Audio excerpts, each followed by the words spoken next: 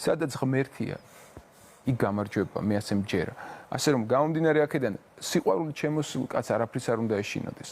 არ არსებობს განსაცდელი, რომელიც დაუძლეველი იქნება, იმიტომ რომ დაუძლეველი ძალა არის შენი მფარველი.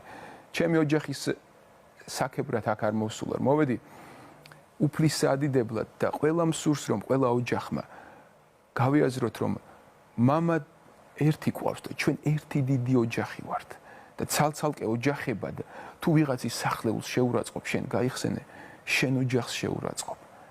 გინება მაგინებლისა, ლოცვა მლოცველისა.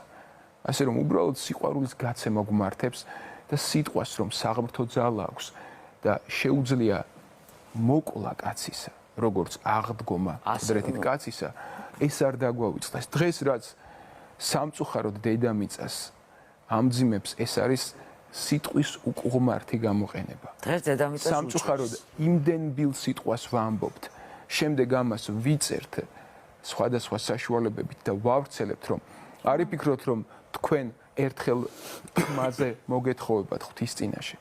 რამდენი ყურით წაიბილწება თქვენი ჩაწერილი ბილწის სიტყვით, იმდენჯერ თქვენი ცოდვა მძიმდება.